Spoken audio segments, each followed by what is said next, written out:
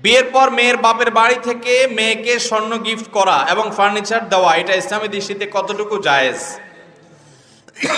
বাপ যদি তার মেয়েকে হাদিয়া উপঢৌকন দেয় তাহলে এটা তো জায়েজ হতেই পারে, কিন্তু এখানে একটা ঘাপলা আছে। ঘাপলা হলো, আমাদের সমাজে বেশিরভাগ পরিবারে বাবা মা তার মেয়ের বিয়েতে মেয়েকে ফার্নিচার দেয়, স্বর্ণ গহনা দেয়, অন্য যা কিছু দেয়, এগুলো সবগুলো দেয় হলো মেয়ের শ্বশুরবাড়ির লোকদের মনোরঞ্জনের জন্য, তাদেরকে খুশি করার জন্য, মেয়েটার সুখের জন্য। কারণ এগুলো না দিলে ওই মেয়ের শ্বশুরবাড়ির মহিলারা, পুরুষরা তাকে খোঁচাখুচি করবে, তার মুখটা ছোট থাকবে, সেজন্য বাধ্য হয়ে দেয়। এটাকে যদি আপনি উপঢৌকন বলেন, আমি বলবো এই সিচুয়েশন তৈরি করে শ্বশুরবাড়ির থেকে যে সমস্ত পুরুষেরা বিভিন্ন হাদিয়া নামক এই সব জিনিস আদায় করে, সেগুলো হাদিয়া নয়, সেগুলো যৌতুক। এই অঞ্চলে যৌতুকের প্রথা প্রচলন আরো বেশি, অনেক বেশি। এই আশেপাশের জেলাগুলো বলেন, এমনকি চট্টগ্রাম, সিলেট, এই এলাকাগুলোতে দেশের এই বিরাট একটা অংশে যৌতুকের অভিশাপ ঘরে ঘরে। বলে যে ফ্রিজ তো আসলে আমার দরকার নাই, আপনার মেয়েরই তো একটু ঠান্ডা খাওয়ার জন্য দরকার। মোটরসাইকেল তো আসলে আমার ছেলের তো দরকার নাই, ও সাইকেলেই চলতে পারে, কিন্তু আপনার মেয়েকে নিয়ে ঘুরতে হলে তো মোটরসাইকেল লাগে। তো এইসব তাল বাহানা করে যারা যৌতুক চায়, আমি তাদেরকে বলি, যৌতুক চাওয়ার চাইতে একটা ভাঙা থালা নিয়ে রাস্তায় বসেন। যারা মেয়ের বাপের বাড়ি থেকে যৌতুক আশা করেন, ঘুরাইয়া ফিরাইয়া বিভিন্ন রকমের বুদ্ধি করে, কৌশল করে মেয়ের বাপের বাড়ি থেকে এটা সেটা আদায় করেন। আমের সিজনে আম, কাঁঠালের সিজনে কাঁঠাল, রমজান আসলে ইফতারি, তারপরে আপনার ঈদের সময় সেমাই চিনি, কোরবানির ঈদের সময় ছাগল। আরে বাপরে বাপ, এর চাইতে বড় ছোট লোক আল্লাহর জমিনে আরেকটা নাই। এই দুনিয়াতে সবচেয়ে নিচু মাপের ছোট লোক যদি দেখতে চান, তাহলে যৌতুকখোরদেরকে দেখবেন। এদের চেয়ে বড় ছোট লোক আর নাই। কেন বলছি কথাটা? অল্প দুঃখে বলি নাই, শোনেন। একটা মেয়েকে, আপনি যে মেয়েটাকে বিয়ে করে আসছেন, এই মেয়েটা কি বাতাসে বড় হয়ে গেছে? জন্মের পর থেকে তার বাপ মা তাকে তিল তিল করে শত শত হাজার হাজার টাকা তার পিছনে খরচ করে তাকে বড় করছে, ঠিক না বেঠিক? তার পিছনে ঔষধ খরচ করেছে, তার পিছনে ভরণ পোষণ দিয়েছে, তাকে পড়ালেখা করিয়ে মানুষ করেছে। সে পড়ালেখা করে শিক্ষিত হয়েছে এই মহিলা, কিন্তু শিক্ষিত হওয়ার পর তার শিক্ষার আলো ছড়াবে কোথায়? আপনার বাসা, ঠিক না বেঠিক? তাকে সুস্থ সবল রাখার জন্য ট্রিটমেন্ট করেছে, চিকিৎসা দিয়েছে, ভরণ পোষণ দিয়ে বড় করেছে। তার এই পুরো জীবন থেকে উপকার ভোগ করবে কে? আপনি, স্বামী এবং স্বামীর বাপ মা, স্বামীর পরিবার, ঠিক না বেঠিক?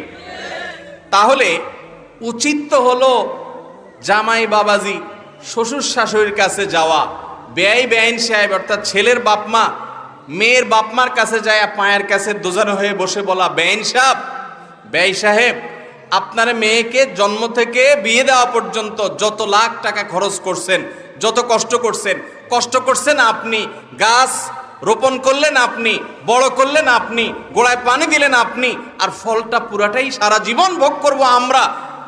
আমাদের তো কৃতজ্ঞতা থাকা উচিত। আপনার এই মেয়েকে বড় করতে যত পয়সা করি খরচ হয়েছে, সবগুলো আপনাকে দিতে চাই। তাদের কাছে, মেয়ের বাপমার কাছে যায় দোজানো হয়ে এরকম করে নিবেদন করা উচিত। সেই জায়গায় উল্টে আবার তার কাছ থেকে যৌতুক আশা করেন, আল্লাহর জমিনে আপনার চাইতে বড় ছোট লোক আর কে হতে পারে? যুবকরা প্রতিজ্ঞা করতে হবে যে বাপমা যত উসফুস করুক, বাপমার কোনো অন্যায় আবদার মানা যাবে, বাপমার সাথে বেয়াদবি করা যাবে না, কিন্তু তাই বলে অন্যায় কোনো আবদারও মানা যাবে। অতএব যারা বিয়ে করেন নাই, একটি সুতা শ্বশুর বাড়ি থেকে নিবেন না। প্রতিজ্ঞা করতে পারবেন? একটি সুতা নিবেন না। নিয়ত করবেন তো ইনশাআল্লাহ? বিয়ে তো আমরাও করেছি। এত বড় গলায় কথা বলতেছি, যৌতুক নিলে বলতে পারতাম? ভাইরা আমার, এটার মতো জুলুম আরেকটা হয় না। ভদ্র বেশে ডাকাতি, ভদ্র বেশে ডাকাতি। আরে বাবা, অনেক সময় যার বিয়ে তার খবর নাই, পাড়া পড়োশির ঘুম নাই। যেই ছেলে বিয়ে করে আনছে সে যৌতুক আশা করে না, ছেলেটা ভালো, ছেলে বুঝে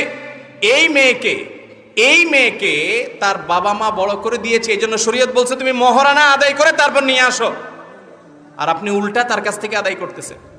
বিদেশে যাবেন, শ্বশুরের কাছে ভিসার টাকার জন্য দাঁড়ায় রয়েছেন, শ্বশুরের কাছে না দাঁড়ায় থাকা বিখ্যাত থালা নিয়ে রাস্তায় দাঁড়ান। দেখেন কথাগুলো কড়া, কিন্তু কড়া কথা ছাড়া উপায় নাই, কারণ আমাদের রোগটা এত জঘন্য হয়েছে, অপারেশন ছাড়ার উপায় এখন ভদ্র ভাষায় হয়। আবার এর মাধ্যমে আমাদের একটা বড় ক্ষতিও আমরা করি, যেটা আমরা বুঝি না। সেটা কি আমি বলি।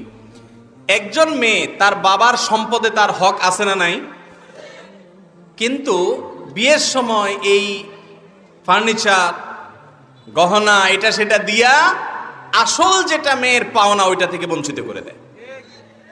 বাপমারও এখানে কারসাজি অনেক সময় থাকে। লামসাম দিয়া মেয়েরে বিদায় দেওয়া যায়, তোমাকে তো অনেক কিছু দিয়ে বিয়ে দিস না, এসব চলবে না।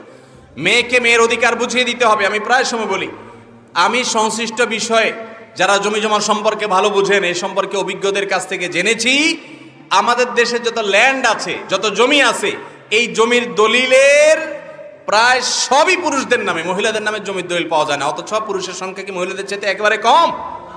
তাহলে তাদের নামে জমি নাই কেন? কারণ আমরা তাদের হক নষ্ট করি, তাদের অধিকার নষ্ট করি। মেয়েদের অধিকার নষ্ট করা যাবে না। বিয়ে করবেন, আবারও বলছি, আপনার ছেলেকে আপনার মেয়েকে বিয়ে করাবেন, মেয়ের বাপ মেয়ের মারে বাতাস করবেন যায়, হাত পা টিপবেন যায়, যে বেঈ সাহেব দয়া করে দেন, মেয়েটা আপনার গাছ, ফল আমার ছেলে আমার সংসার ভোগ করবে। সেই জায়গায় উল্টা তাদের কাছে চাচ্ছেন। আল্লাহ আমাদেরকে বুঝার তৌফিক দান করুন। আশেপাশে যেসব মহিলারা খোঁচাখুচি করে যে তোমার শ্বশুরবাড়িতে কিছু দেয় নাই, এই সমাজে বেশিরভাগ মানুষ খারাপ হয় আশপাশের লোকের কারণে। নিজে খারাপ হতে না চাইলেও আশেপাশের লোকেরা খারাপ করে দেয়। মানুষরূপী কিছু শয়তান মহিলা আছে, এই শয়তান মহিলাগুলো এসে খোঁচাখুচি করে বলে যে তোমার শ্বশুরবাড়িতে কিছু দেয় নাই। মেরে জিজ্ঞেস করে তোমার বাবারা কি দিছে। মুখের উপরে বলা উচিত আমার বাবারা কি দিবে, ফকির ফাকড়া থাকলে ভিক্ষা দিবে। আপনারা যারা যুবকরা আছেন, স্ত্রীদেরকে প্রোটেকশন দিবেন, কোন ছোট লোক মহিলা যেন তাদেরকে উত্ত্যক্ত করতে না পারে। কিন্তু আবার যুবকরা ঠিক বলতেছেন, আজকাল পোলাপান বিয়ের পর থেকে শ্বশুরবাড়ির পক্ষে এমনি লড়াই করে। আবার এইটা করতে গিয়া বাপমার সাথে বেয়াদবি করিয়েন না, গল্লির ঠাওর ঠিক রাখেন। বাপমা বড় না শ্বশুর শাশুড়ি বড়? বাপমার অন্যায় কথা মানবেন না, যৌতুক নিবেন না, এর মানে এই না যে বাপমার কোনো কথা মানবেন না। বলবেন যে হুজুর শিখা দিয়েছে শ্বশুর শাশুড়ির ঠ্যাং ধরে বসে থাকতে। খবরদার, ব্যালেন্স করতে হবে। আল্লাহ আমাদেরকে বুঝার তৌফিক দান করুন।